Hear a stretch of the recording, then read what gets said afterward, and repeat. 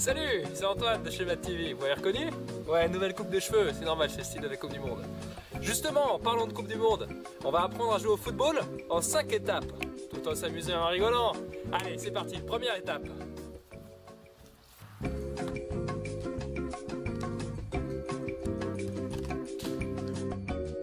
Déjà, première étape, il faut un terrain. Bon là, c'est pas un terrain en fait, c'est un jardin. Mais on peut quand même faire du foot, dans un jardin. Regardez. Y a pas de problème, la balle roule parfaitement. C'est bien, ça me semble bien. Allez, c'est parti pour la deuxième leçon pour bien savoir jouer au football.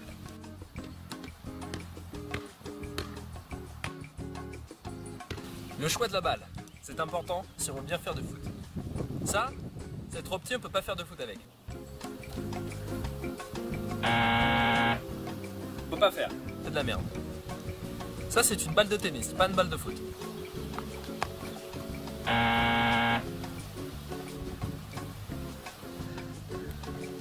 Ah putain de merde. Coupe, je me suis fait mal. Ça c'est un ballon de foot.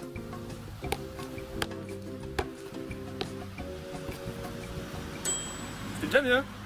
C'est avec ça qu'on va apprendre à faire du foot et à bien jouer au football.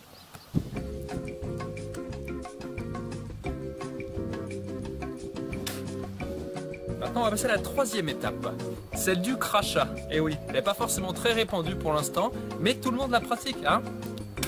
Tout le monde crache. Donc, on va apprendre à bien cracher pour bien jouer au football. Tiens, bouge pas, t'as quelque chose derrière ton oreille. Hop là. Excellent. D'abord, il faut pas cracher sa race. Hein? C'est pas bon, c'est pas propre, faut pas le faire.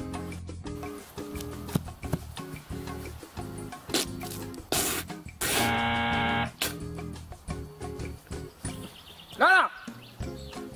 Deuxièmement, faut pas vomir, c'est pas propre, vraiment pas, c'est dégueulasse.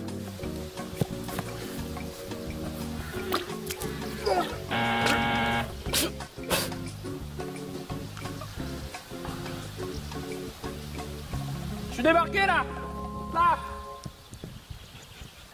Et tertio, faut pas se cracher dessus. Ça c'est vraiment dégueulasse aussi.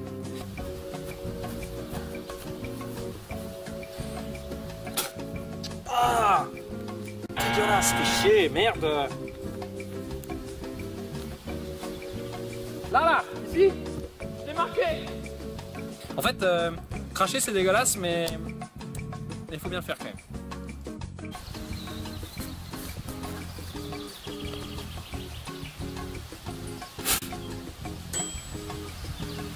Là, la joue, là. Je l'ai marqué.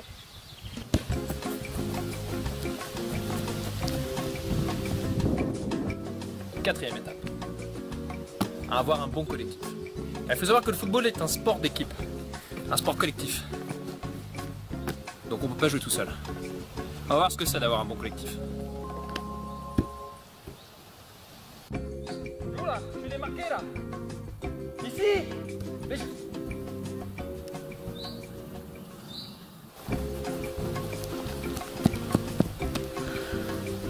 Pour la dernière étape, on va devoir choisir quelque chose d'important.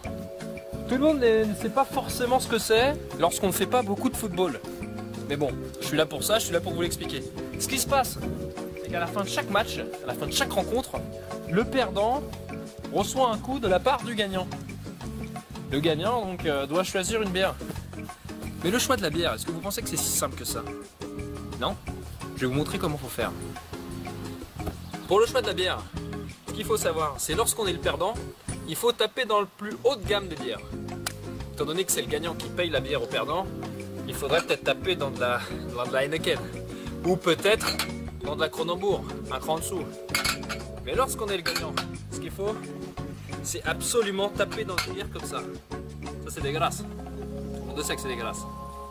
C'est de la merde. Hein? Alors préférez des bonnes bières comme ça, hein? Y'a rien à dire.